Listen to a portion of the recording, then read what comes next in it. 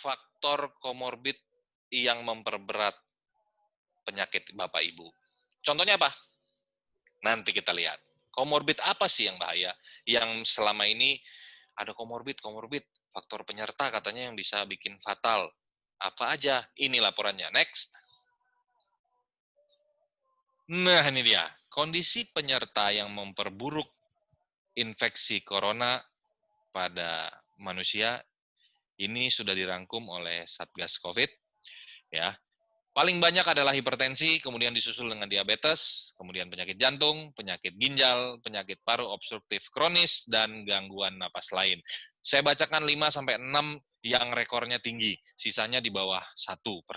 Ya, walaupun ada Bapak Ibu boleh baca, tapi yang saya bahas 5-6 yang tinggi. Hipertensi. Hipertensi ini memperburuk kondisi infeksi corona, ya. Jadi dia memperberat sehingga berakibat lebih fatal ketimbang orang yang tanpa gangguan hipertensi. Begitu juga diabetes atau penyakit jantung, penyakit ginjal, ya. Bapak Ibu sudah tahu, penyakit paru obstruktif kronis. Apa sih itu? Penyakit paru obstruktif kronis itu penyakit paru, kondisi di mana kapasitas paru-parunya itu terganggu, tapi lama, dalam jangka waktu lama. Contoh paling mudah, paling gampang adalah pada pasien-pasien yang rajin merokok. Kondisi rajin merokok menimbulkan gangguan paru-paru yang terkompensasi. Jadi paru-parunya terganggu, tapi masih bisa diatasi oleh tubuh walaupun kapasitasnya turun. Misalnya kita bekerja dengan tanpa merokok itu 100%. Kalau kita merokok, kapasitas paru-paru kita turun. Jadi 85%, jadi 70%. Masih bisa sehat normal? Bisa. Tapi kondisi paru-parunya sudah menurun karena kerusakan tahunan merokok. Ya, contohnya itu ya. Gangguan napas lain bisa asma dan lain-lain. Ya, next. Ini yang meninggal loh rata-rata ya. Apa sih yang dianjurkan oleh Kementerian Kesehatan? Apa yang harus dilakukan? Itu yang paling penting. Ini dia ada beberapa saya rangkum adalah pakai masker ya. Masker kemana saja, di mana saja, kecuali makan dan mandi gitu ya Bapak Ibu. Kalau bisa new normal ini adalah masker bagian dari charger handphone gitu loh. Jadi kemana-mana masker itu harus dibawa dan digunakan.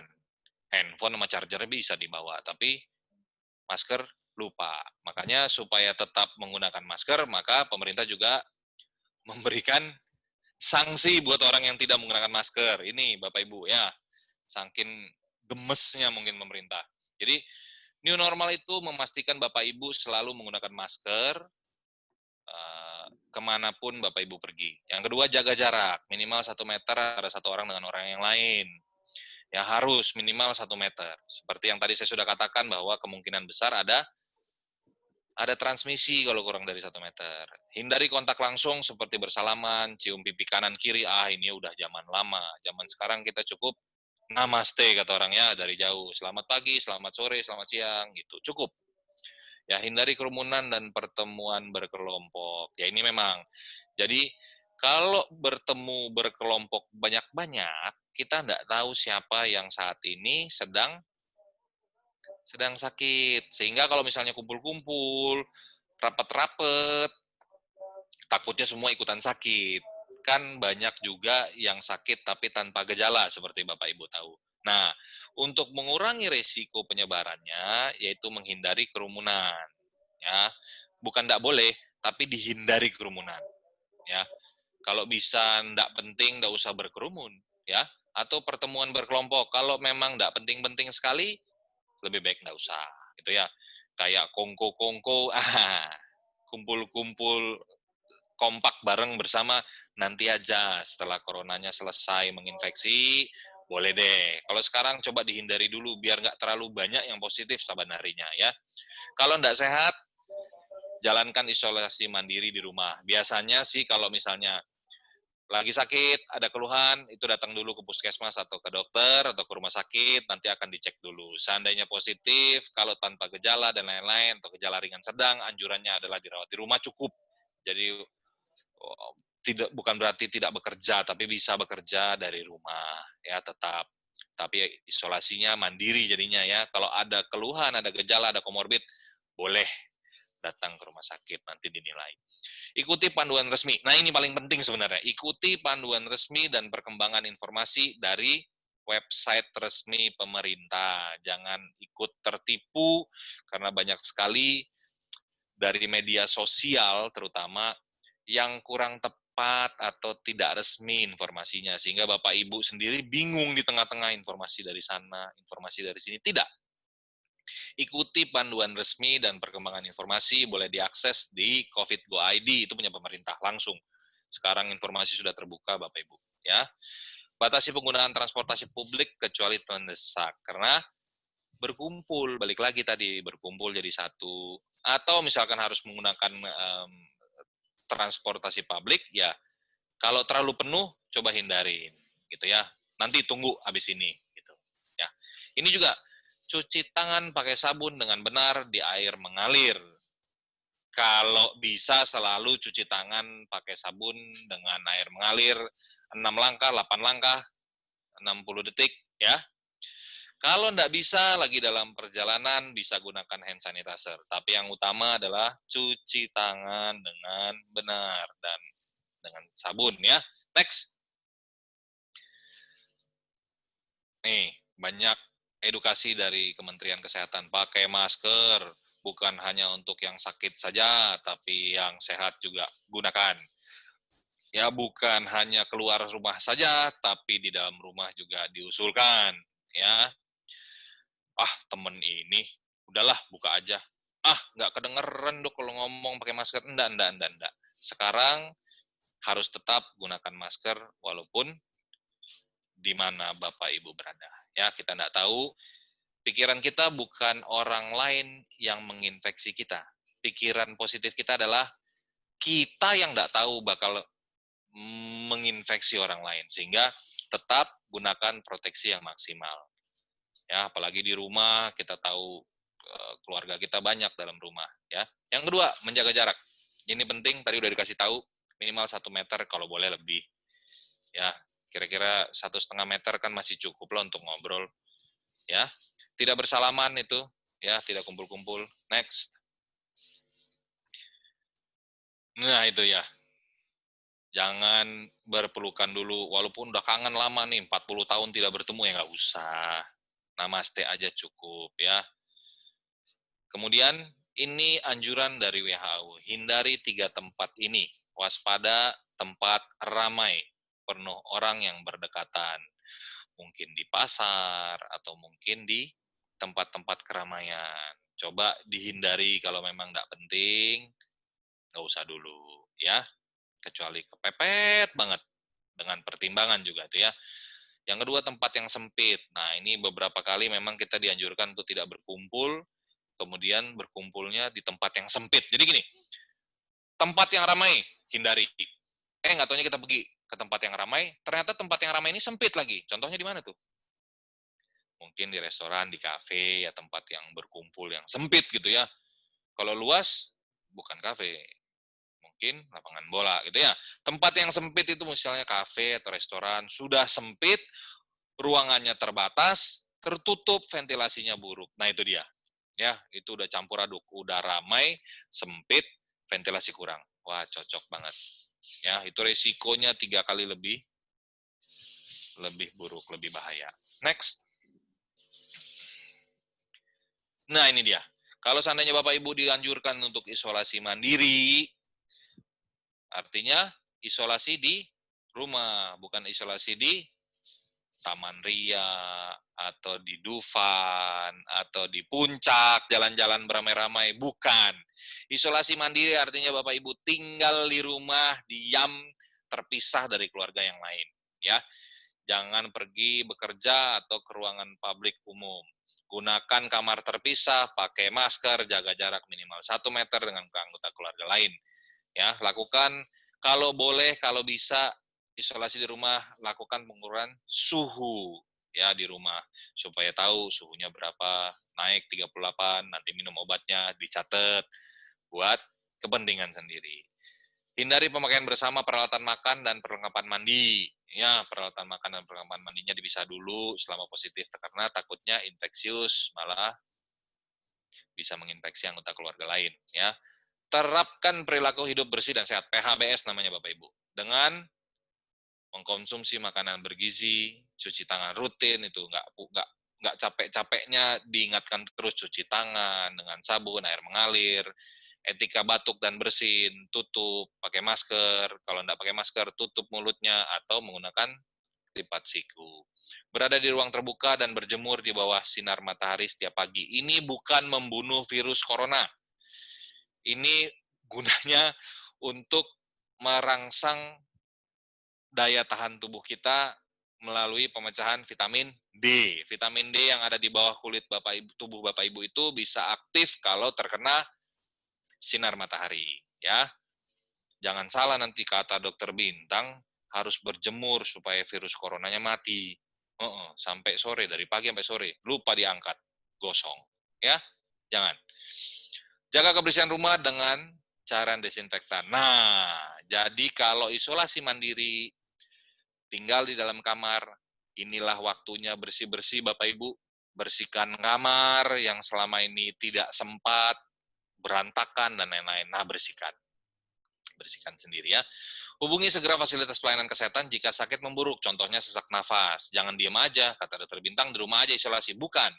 Kalau ternyata ada perburukan, silahkan lanjut untuk pergi ke fasilitas kesehatan, mulai dari puskesmas, perawatan plus yang 24 jam, sampai ke rumah sakit. Ya. Next. Nah, ini dia.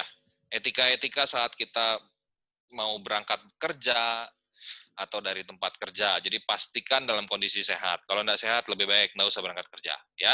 Tapi berobat, ya. 2, gunakan selalu masker.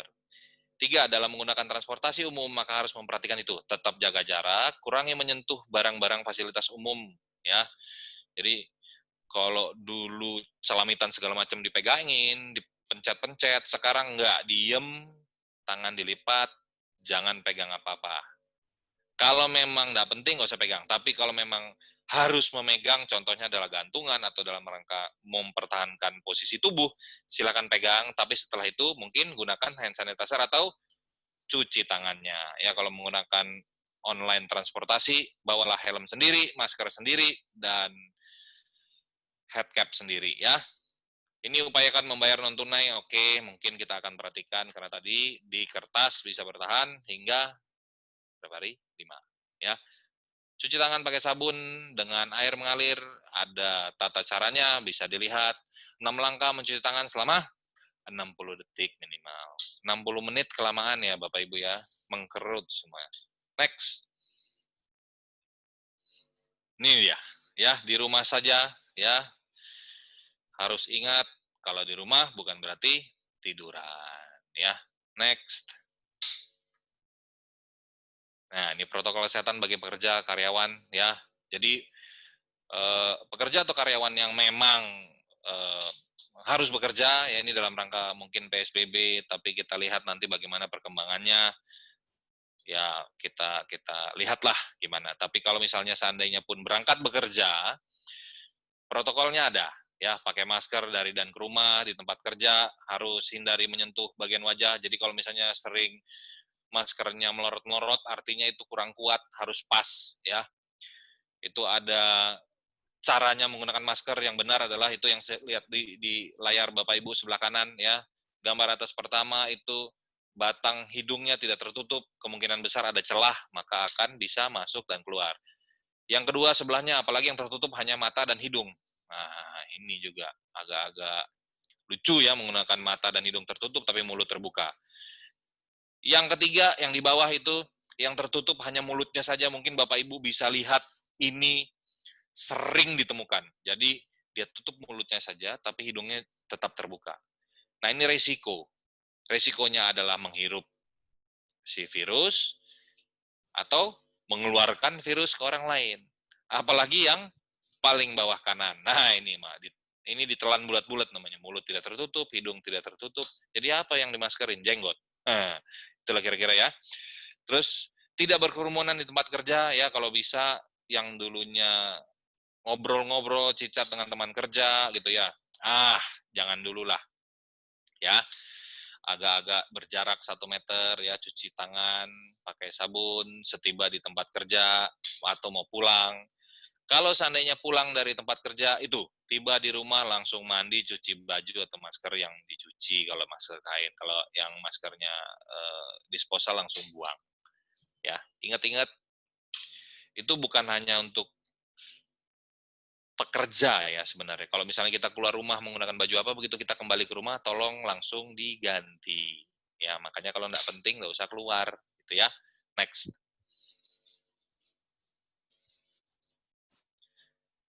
Slide-nya. Ya.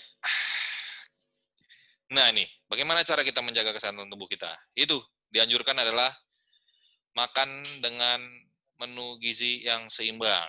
Ya. Kalau ngomong 4 sehat 5 sempurna, sudah tidak digunakan lagi.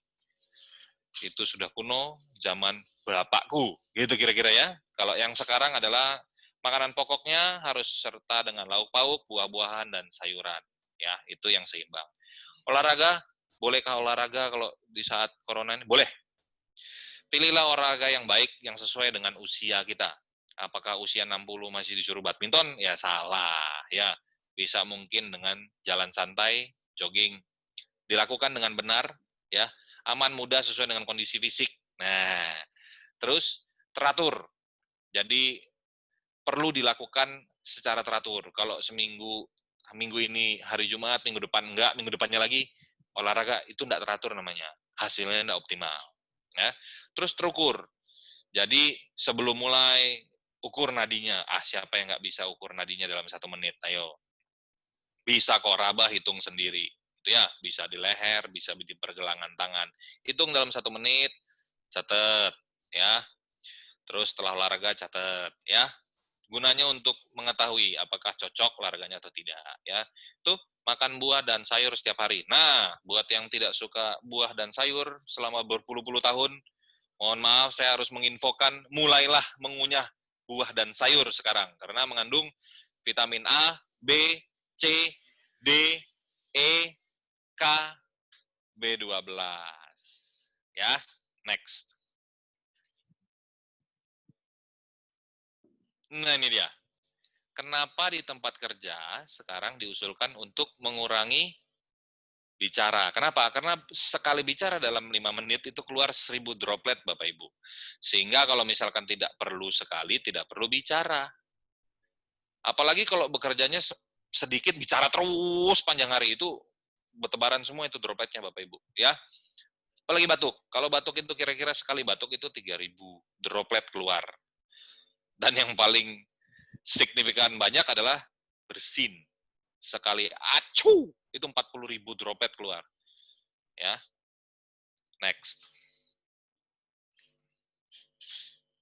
Nah, kira-kira sampai di sini, nanti kita bisa diskusi lagi untuk lanjutannya. Happy hipoksemia itu sebenarnya adalah kondisi di mana paru-paru kita itu mampet seperti yang tadi saya kasih tahu, sehingga kadar oksigen yang ada di dalam darah kita itu turun. Ya, oksigen dalam darah kita turun, lalu kita pakai alat dideteksi. Harusnya secara normal enggak segitu gitu. Dan biasanya kalau oksigen di dalam darah kita turun, maka kita mulai ngeluh berbagai macam kondisi. Contohnya mulai dari sakit kepala sampai jadi pingsan nggak sadar. Nah, kondisi seperti ini pada pasien-pasien terinfeksi corona itu kadar oksigennya bisa 80, 70, tapi pasiennya nggak pingsan. Gitu. Nah, makanya dibilang hipoksia kalau oksigen dalam darah turun. Ya, oksigen dalam darah turun, namanya hipoksia. Tapi pasiennya tenang-tenang, artinya pasiennya tetap happy gitu, tidak ada masalah. Jadi makanya mereka selalu katakan bahwa itu sebuah fenomena happy hipoksia, hipoksemia. Jadi yang terlihat sama Bapak Ibu adalah kondisi di mana tukar-menukar oksigen itu tidak baik. Seperti yang tadi kita ketahui di awal bahwa memang paru-parunya ada gangguan. Gangguan pertukaran gas oksigen dalam darah. dalam paru-paru sehingga dalam darahnya terlihat seperti rendah, padahal pasiennya masih ketawa-ketawa lah contohnya misalkan itu. Bukan arti ketawa-ketawa juga sih, dalam keadaan kondisi sadar. Dalam arti kata, kok bisa ya? Gitu. Jadi waktu itu pertama kali terkonfirmasi itu karena ada medical check up dari rumah sakit sendiri. Jadi di tempat saya bekerja itu memang rutin diadakan rapid test dulu pertama, nanti kalau misalnya hasilnya memang reaktif, baru di swab kitanya. Jadi waktu itu pertama kali hasil rapid testnya reaktif itu di tanggal 3. Tanggal 3 bulan kemarin itu reaktif, terus siangnya langsung di swab. Nah, hasilnya kemudian keluar di tanggal 7 kalau saya nggak salah itu sudah positif hasilnya. Oke. Jadi waktu itu karena ada pemeriksaan ya, sebelumnya ada gejala seperti apa Mbak Fani yang dirasain waktu itu? Kalau gejala itu sehari sebelum Idul Adha. Jadi tanggal Idul Adha kalau nggak salah tanggal 31 apa tanggal 30 itu malamnya sempat demam sampai 37,4 derajat Celcius. Tapi besok paginya udah nggak apa-apa, udah turun, udah normal lagi gitu. Jadi hanya waktu itu dicek suhunya ya 37,5 dan sempat 37,4 dan sempat turun ya. Jadi Iya. nggak nyangka ya waktu itu kalau misalnya saat itu terkena COVID-19 ya. Iya, betul. Dipikir cuma karena kecapean biasa karena memang lagi banyak kerjaan juga kan di kantor waktu itu. Jadi dipikirnya cuma karena kecapean aja. Oke. Nggak ada gejala-gejala seperti yang disebutkan tadi yang dokter Bintang jelaskan, misalkan sesak nafas, atau sakit kepala, atau flu, atau dan sebagainya? Oh, enggak. Selama dari kejadian demam sampai terakhir udah hasilnya negatif itu nggak ada gejala. Cuma waktu hari itu aja 1 hari demam. Nggak ada Nah, sesak itu nafas saya ya? inhalasi 3 kali 10 menit. Oke. Demamnya langsung turun. Oke, nah Mbak Fani bekerja di mana Mbak? Di bagian Boleh sebut farmasi ya? nama rumah sakitnya? Boleh, boleh. Oh, di Rumah Sakit Royal Surabaya. Oh, di bagian farmasi ya? Oke. Nah, akhirnya tes dan hasilnya positif. Setelah itu, apa langkah selanjutnya Mbak Fani yang Mbak Fani lakukan? Jadi setelah tanggal 3, begitu hasilnya reaktif, saya isolasi mandiri. Terus ada beberapa vitamin, suplemen, sama rutin 3 kali sehari, 3 kali 10 menit ya? 10 menit itu pakai inhalasi hidrogen fonten. Itu rutin, jadi pagi 3 kali, siang 3 kali, malam 3 kali. Oke. Jadi setelah dinyatakan positif, isolasi mandiri, Mbak Fani langsung segera inhalasi pakai hidrogen fonten? Iya, betul. Oke. Ada treatment lain selain hidrogen fonten? Oh, vitamin C tetap seperti ini ya, apa yang dianjurkan sama dokter di rumah sakit. Jadi vitamin C, vitamin D, terus protein, terus buah-buahan itu tetap. Oke. Untuk air minumnya sendiri juga minum air hidrogen fonten? Iya.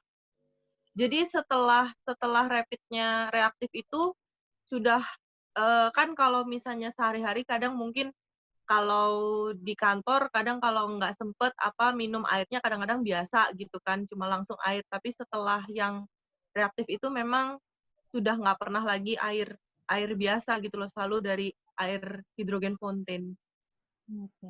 Nah Mbak Fani setelah dinyatakan positif dan isolasi mandiri, saat menggunakan hidrogen fonten ada perubahan apa nggak yang terjadi? Mungkin merasakan di badan itu lebih enak atau gimana sih Mbak Fani? Dan bisa yakin bahwa sudah ketika nanti tes bisa negatif gitu kan pasti paling nggak ada keyakinan gitu saya mau bisa sembuh gitu negatif terhindar dari COVID-19. Ada nggak sih yang dirasain di badan mungkin lebih enakan atau seperti apa ketimbang nggak inhalasi gitu? Kalau saya sih ngerasanya ya, jadi dari hari pertama tanggal 3, tanggal 4, tanggal 5, itu selama 3 hari itu kerasanya tidurnya lebih enak. Oke. Jadi tidurnya tuh lebih enak, jadi di hari keempat itu bener-bener badan saya itu udah seger banget gitu loh. Jadi kayak udah kayak kan kalau mungkin kalau misalnya yang di hari ketiga, keempat, kelima itu badannya itu apa ya, mungkin, bisa dibilang gejala mungkin, tapi gejalanya mungkin waktu itu saya nggak ngerasa itu gejala gitu. Jadi setelah hari keempat, itu baru sadar kalau badannya itu kayak lebih seger, nggak capek. Tapi kalau di 3 hari pertama itu lebih kayak agak bukan capek banget, tapi rada nggak enak aja gitu badannya. Oke. Nah, berarti 2 minggu ya, isolasi mandiri, lalu tes lagi? Iya, jadi 10 hari setelah tanggal 3, jadi di tanggal 13 itu saya udah disuruh swab lagi dari kantor. Dari kantor saya memang difasilitasi kan, jadi di tanggal 13 itu saya swab kedua, dan hasilnya sudah negatif itu. Oke. Nah, Bu Herlina, sebagai Ya. keluarga waktu itu khawatir sekali dong pasti ya, maksudnya putrinya, kena COVID-19. Waktu itu Bu Herlina satu rumah atau gimana, Bu? Saya ini sebenarnya tinggalnya di Banjarmasin. Nah, waktu bulan April itu saya ke Surabaya memang. Waktu itu kebetulan mertua sakit. Nah, waktu itu anak saya belum inhalasi. Saya bawa inhalasi ini. Terus karena ada COVID, saya suruh anak saya ini kerja inhalasi, pulang kerja inhalasi gitu loh. Nah, kebetulan saya ini sekarang masih ada di Surabaya. Begitu dengar ini kan saya ya stres sendiri gitu sampai saya menghubungi Ibu Ira, menghubungi Pak Charles, hubungi Pak Leo juga. Saya bilang gimana? Pak Leo bilang nggak usah khawatir, inhalasi aja katanya. Terus saya inhalasi pokoknya sehari itu anak saya inhalasi itu 3 kali saya suruh. Pokoknya saya monitor terus. Udah inhalasi belum? Udah inhalasi belum? Ya puji Tuhan lah hasilnya negatif sekarang. Oke. Oke, Mbak Fani, sebagai orang pernah dinyatakan positif COVID-19, ya. Waktu itu pas dinyatakan positif, apa sih yang terlintas di pikiran Mbak Fani saat itu? Takut yang pasti, panik. Paniknya bukan karena apa ya, maksudnya karena memang saya ngerasa umur saya juga masih muda, jadi kesempatan untuk sembuh memang masih lebih besar kan untuk seumur saya. Tapi kan ketika saya tahu positif itu paniknya lebih ke arah, oh saya bisa jadi pembawa untuk papa mama saya, untuk adik saya gitu. Lebih ke arah takut dan paniknya tuh ke arah sana gitu loh. Jadi ya paniknya tuh bukan karena takut nggak sembuh gitu. Dia takut menularkan saya, suami saya dan adik-adiknya gitu loh. Tapi Tapi keluarga begitu dia negatif ya, Bu ya? negatif, Oke. begitu anak saya positif langsung rapid dan hasilnya negatif. Kita tuh apartemen kan Bu Ira tahu apartemen tuh jaga jarak aja susah.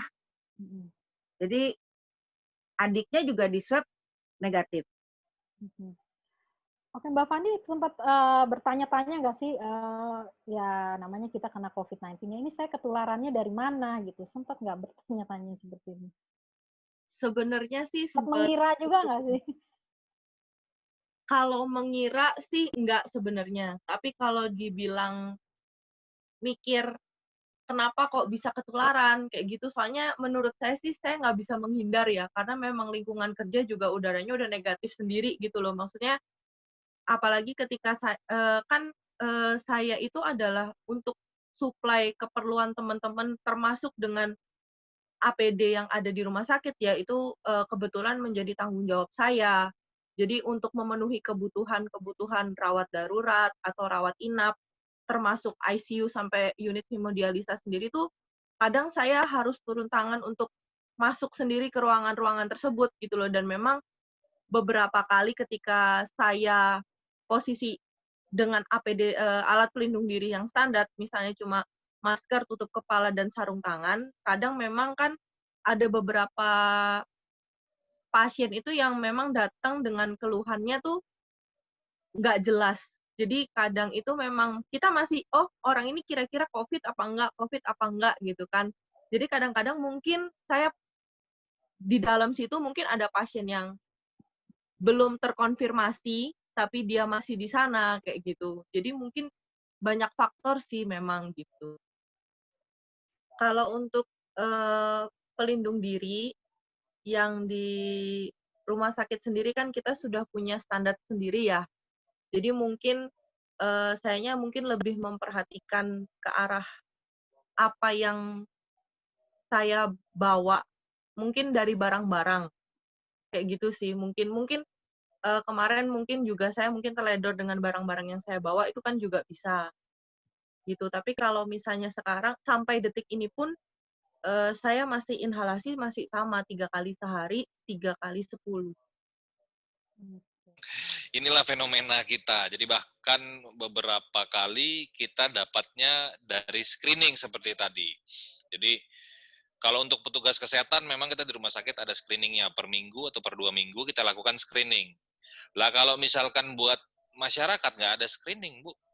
Memang. Nah, yang satu itu. Yang kedua, memang pada beberapa orang, populasi penduduk, itu memang ya tanpa gejala virus ini, bisa berjalan tanpa gejala, betulan tanpa gejala. Jadi dari kategori Kementerian Kesehatan juga yang asimptomatik itu ada tanpa gejala. Memang itu sudah dikasih tahu dengan jelas bahwa ada kasus-kasus yang terinfeksi tapi tidak menimbulkan gejala klinis. Ada juga yang menimbulkan gejala klinis tapi ringan mungkin. Misalkan dia hanya demam saja, seperti tadi ya, demam 37, terus tidak terlalu ekstrim panasnya, mungkin dengan paracetamol dan lain-lain turun. Nah, yang seperti ini itu, hal-hal seperti ini, walaupun dia gejalanya ringan, itu anjurannya adalah isolasi mandiri. Jadi memang menghindari kontak dengan anggota keluarga tadi betul ya. Apartemen, waduh ya saya bingung kalau apartemen. Memang kalau di Jakarta memang anjurannya adalah untuk masuk ke rumah sakit darurat yang di Kemayoran.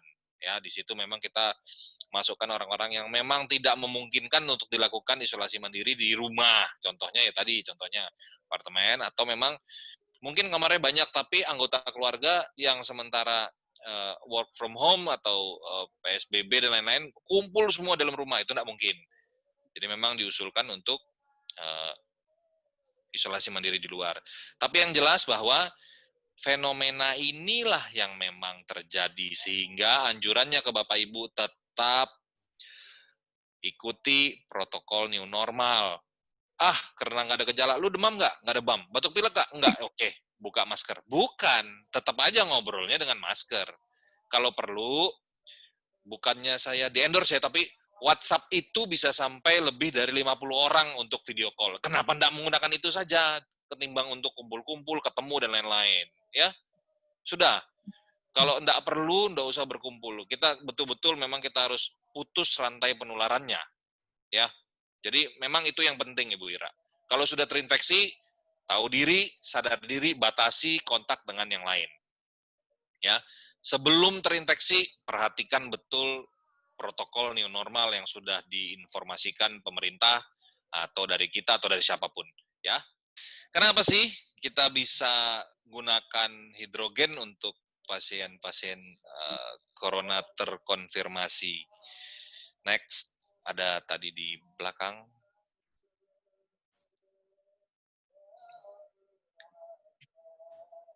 Nah, itu dia. Iya, ini dia. Jadi, ini jawaban dari pertanyaan Ibu Ira. Pencegahan dan pemanfaatan penanganan pasien COVID-19 terkonfirmasi dengan manfaat hidrogen inhalasi. Ya, ini dia. Next. Kenapa Bapak bisa gunakan hidrogen? Ini dia. Hilang lagi.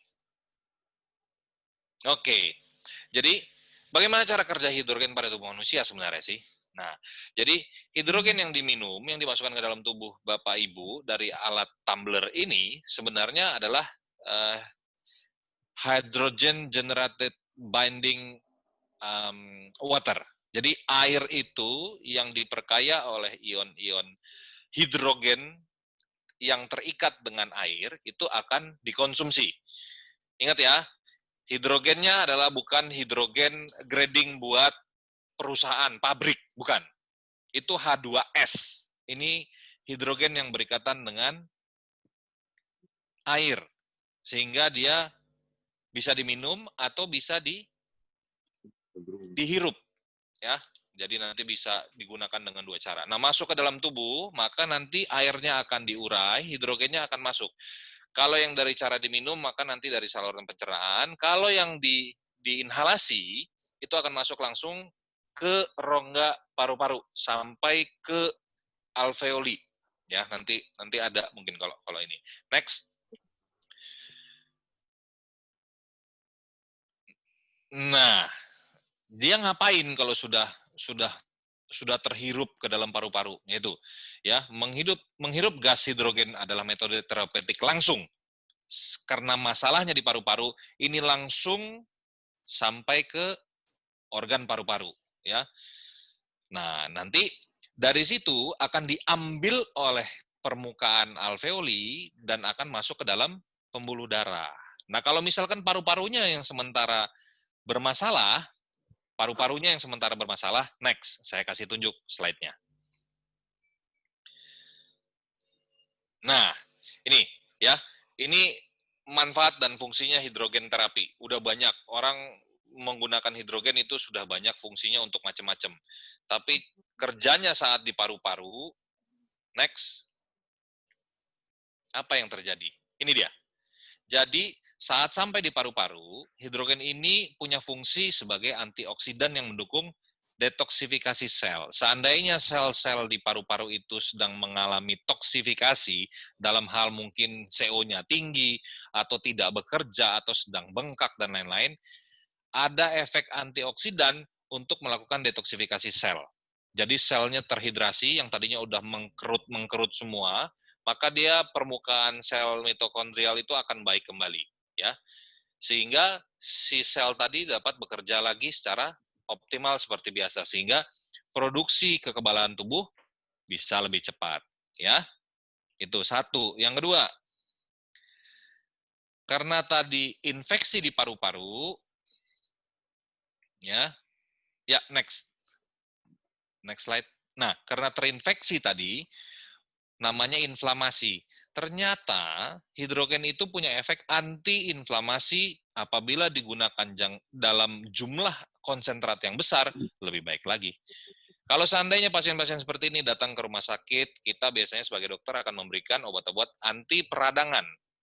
Ya, selain antivirus, anti peradangan juga kita berikan, kemudian juga kita berikan anti bengkak contohnya ya, supaya mempercepat proses penyembuhan sel-sel paru-paru yang tadinya rusak. Nah, hanya saja dalam satu hari, kita berikan obat-obatan itu ada dosis letalnya. Contohnya, misalkan paracetamol saya berikan. Paracetamol maksimal dalam satu hari itu 4.000 mg, 4 gram satu hari. Ya, mungkin ibu minum, bapak minum 3 kali 500 mg. Tapi dalam satu hari, maksimal adalah 4.000. Nah, begitu juga obat-obatan yang lain yang kita berikan untuk menangani reaksi inflamasi yang berlebihan dari infeksi corona. Berarti artinya dalam satu hari ada dosis maksimal seluruh obat-obatan yang dikonsumsi oleh Bapak Ibu. Kalau digunakan secara berlebihan, menimbulkan kematian. Karena apa? Kematian, kerusakan jantung, kerusakan paru-paru, kerusakan ginjal, kerusakan hati. Jadi efek sampingnya lebih besar ketimbang efek terapeutiknya, menyembuhkannya, sehingga ada dosis-dosis maksimal. Nah, kalau hidrogen yang binding dengan air, dengan oksigen, itu jauh lebih aman. Nanti akan dijelaskan oleh Pak Leo, tapi saya kasih tahu bahwa memang dengan tingginya kadar konsentrasi hidrogen, maka efeknya akan lebih baik untuk menangani inflamasi. Kebetulan pas ini pada pasien yang terinfeksi corona. Ya, Bapak Ibu. Ya, ini udah banyak penelitiannya, next.